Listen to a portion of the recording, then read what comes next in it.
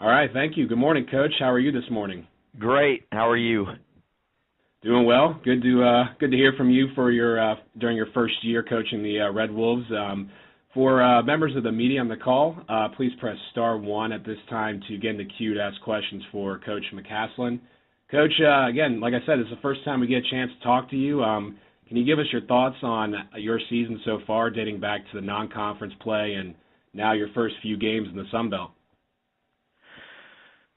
Well, I think looking at, our season so far, the biggest thing for us was, to take it a game at a time and try to establish just a culture of winning and caring about each other, not only as basketball players but as students, as friends, and just to bring our team closer together.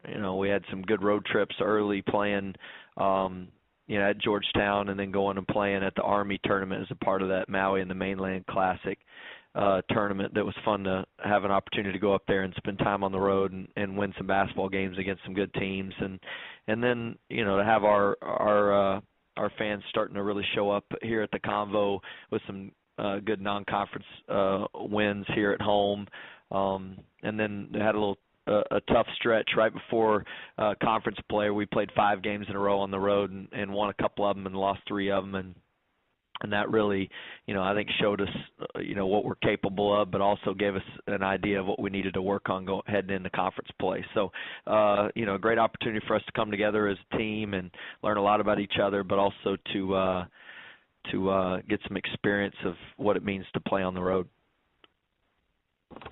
And Coach, one more question before we get to the media questions here. What are your thoughts on the Sun Belt now that you're about five games into your first year in our conference?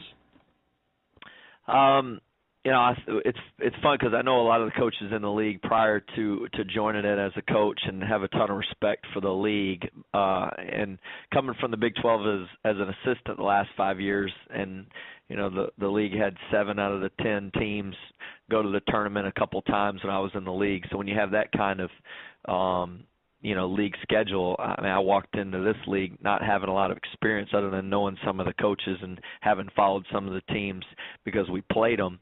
But then specifically watching it closely and then being in the league, I think you realize how tough our league is. I probably there's not a coach in the country that's not talking about how tough their league is, but genuinely, if you look at the numbers and who we've played and the success we've had and how well we played on the road as a league and how well we've stacked up to other conferences, I think it's hard to argue that top to bottom we don't have one of the best leagues in the country. So, it's been fun to follow, but now you get in the league, you realize how good these teams are, and everybody has a lot of transfers and new guys coming in, and every team keeps getting better. So that's one thing about our league that I've noticed is every team continues to improve, and I don't see this league shaking out till you get to the last game to find out who, what, and where wins it and where everybody finishes. Coach, thank you. We'll go to questions now from Wendell Barnhouse of the American Sports Network. Morning, Coach. You mentioned your time there at Baylor. I was wondering what any key points that you brought with you there at Arkansas State from when you were on Coach Drew's staff. I was a head coach and fortunate enough to be one for 7 seasons, Right. at the Division II and junior college level.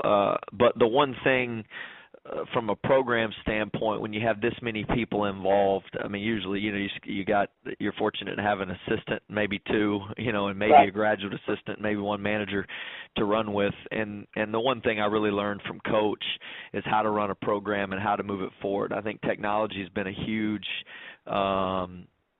resource for a lot of teams, and it was for us at Baylor, whether it be, advanced statistics or it be being able to cut down film or just how you evaluate your team. A lot of those things that we did at Baylor as far as advanced statistics and as far as video breakdown, that's been a huge help to me.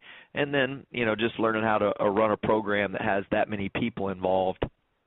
I learned a ton from Coach administratively in those areas and in coaching in those areas. But the bigger thing to me that I learned from Coach was just how to continue to move your team forward. We were fortunate enough go to the postseason every year. Went to the NCAA tournament 4 out of 5 years, and one of them won the NIT championship and an Elite Eight, a Sweet 16, and first time in school history they've been to 3 NCAA tournaments in a row. So one thing Coach did is he always moved the team forward, and at the end of the season we were playing our best basketball. And I think in our league that's probably just imperative if you want to have a chance to win it, is you better continue to improve. So Coach taught me a lot and learned a lot from the program, but mostly it was about how to continue to make your team better. Considering you were a head coach before you went to Baylor, was it a deal where you had a certain amount of knowledge built up as far as being a head coach, but then there you either kind of added to some things or maybe looked at it from a different point of view being an assistant? Yeah. You know, I think from a philosophy standpoint, not much has changed from when I was a head coach, but just the knowledge. You know, we ran a lot of zone at Baylor, and I didn't run maybe 2 possessions of zone as a head coach in 6 years. So that aspect of it, in order to learn how to attack a zone and in order to learn how to, you know, play against different defenses, I mean, it was hugely beneficial. And the scouting at that level, when you're an assistant, you're so micro in your approach to it that I was able to really dive in and look at some basketball things that I think are extremely important in a different way than I was looking at it from a macro level as a head coach, and try to make sure that our team was going in the right direction. And then that experience really allowed me to learn a lot about some of the details it takes, I think, to be successful and to play against different styles of basketball. And so that was hugely beneficial, stepping over as a head coach, just because I was able to draw on that resource of basketball experience, whether it be zone defense or, you know, a lot of those little things that I learned looking and breaking down teams in the Big 12 like Kansas and Iowa State that were my scouts. So great experience. Last thing, Baylor obviously did a great job under Coach Drew of developing guys, you know, last year with Torian Prince, who was there for 4 years, that sort of thing.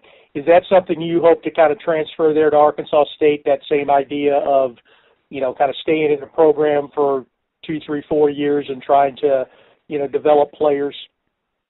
Yeah, I mean, if you look at I don't think that it's possible to develop players if you're not talking about them as people first. And that's where I think Coach Drew does a tremendous job. That staff over there, they don't get the credit they deserve. I think people are starting to recognize it. But that staff over there, from an understanding of the game of basketball knowledge standpoint, is second to none. I mean, Paul Mills, Jerome Tang, now Alvin Brooks, Jared Nunes, Sam Patterson. I mean, that whole crew over there, Timmy Maloney, those guys, they really do get basketball at a high level. But, you know, their transfer rate was like at 18% since Coach has been there. So I think the national average is up way higher than that. And what they do is, and you can't compare it to anybody in the country, I think, is develop people.